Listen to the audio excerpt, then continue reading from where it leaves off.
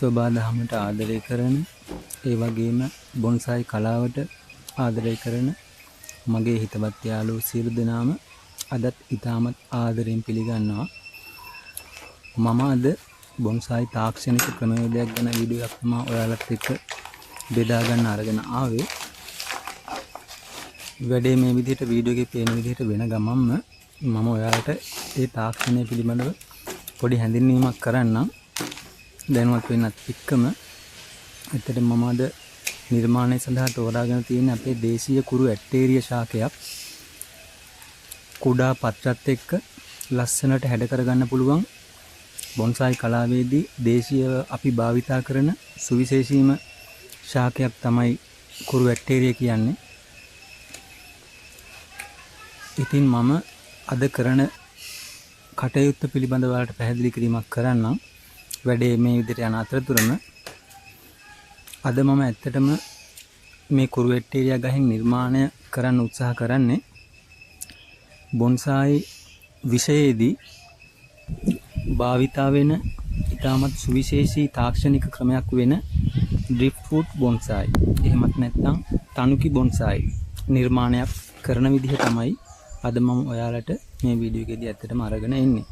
ඩ්‍රිෆ්ට් foot බොන්සායි කියන දේ පිළිබඳවත් මම ඔයාලට පොඩි පැහැදිලි කිරීමක් කරන්නම්.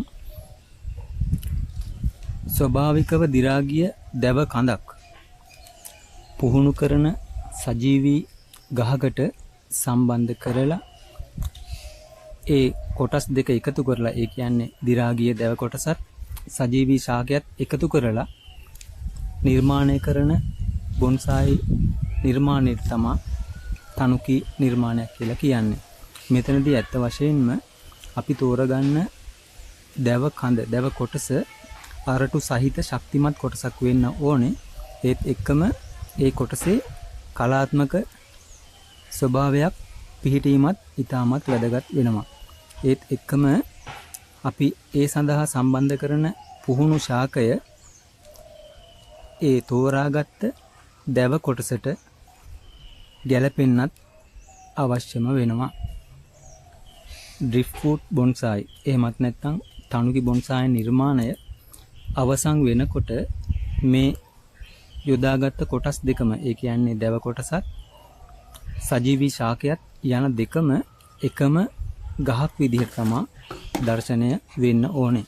ඒක තමයි ඩ්‍රිෆ්ට් ෆුට් බොන්සායි කියන එකේ අර්ථය වෙන්නේ. සරලවම කිව්වොත් නිර්මාණය අවසන් වෙනකොට ගහ පේන්න ඕනේ දි รา ගියපු කොටසක් සහිත ගහක තවත් කොටසක් සජීවීව තියෙනවා කියන දේ.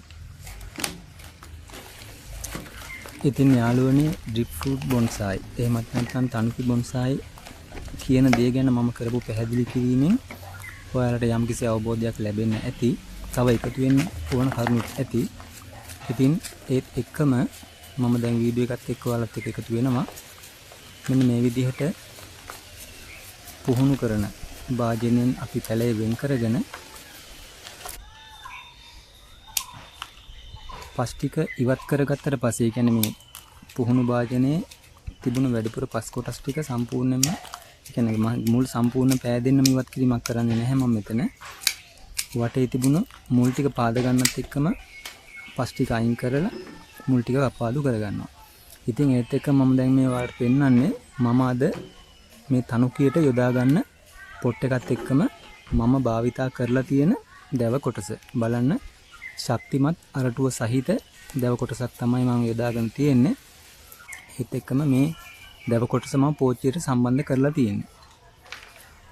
ඊට පස්සේ මේ දැව කොටසට ගැලපෙන විදිහට, ඒ කියන්නේ අපි දැන් නිර්මාණය කරන්නේ කොටස් දෙකක් එකතු කරලා වුණාට නිර්මාණය අවසන් වෙනකොට මේක තනි ගහක් වගේ තමයි පේන්න ඕනේ.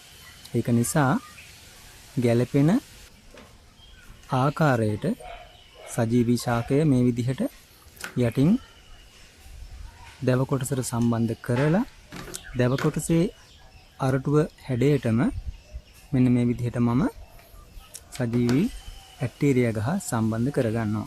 මේ වෙනකොට මම ඇත්තටම ගහ වයරින් කරලා හැඩ ගන්නවාගෙන අවසන් ඒක මම අර පැහැදිලි කිරීමත් එක්ක මේ අවස්ථාව වලට පෙන්නවුවා. පැහැදිලි කිරීමක් කරේ නැහැ. මොකද මම කලින් වීඩියෝ වල මේ කරන කටයුතු පැහැදිලි කරලා තියෙනවා. ඉතින් දැන් ඔයාලට බලා ගන්න පුළුවන් යොදාගත්ත දැව කොටසට ගැළපෙන විදිහට මම මේ කුරුවැටේරියා ගහේ ප්‍රධාන අතු 3යි ඉතුරු කරගත්තේ. මෙන්න මේ ආකාරයට හැඩ ගැන්වීම තමයි කරගන්නේ. කුරුවැටේරියා ගහ ඇත්තටම බොන්සායි කලාවේදී අපිට භාවිතා කරන්න පුළුවන්. මොකද පත්‍ර කුඩයි අතු නම්‍යශීලී ගතිය හොඳටම තියෙනවා. බලන්න මම මෙතන අතු නමා ගන්න පාවිච්චි කරලා තියෙන්නේ බොහොම සියුම් ඇලුමිනියම් කම්බි. එකෙන් ඔයාලට අවබෝධයක් ගන්න පුළුවන් මේ අතු ගොඩාක් දැඩි නැහැ. නමා ගැනීමට ඉතාමත් පහසුයි. ඒත් එක්කම මේ වගේ අනවශ්‍ය කුඩා රිකිලි අතු ටිකත් මම කපලා ඉවත් කරගන්නවා නිර්මාණය අලංකාර වීම පිණිස.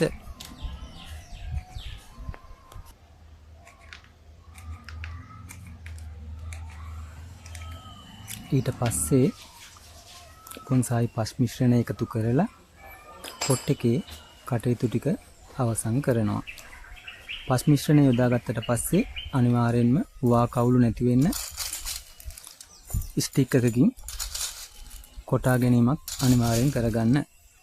පොට් එක සුදු පාට නිසා මම මේ අවස්ථාවේදී සුදු පාට ගල් උඩම ස්තරයට අතුරා ගන්නවා. ඒකෙන් නිර්මාණය තවත් අලංකාර කරගන්න පුළුවන් නිසා. තව දෙයක් මම මෙතනදී ඔයාලට කියන්නම්.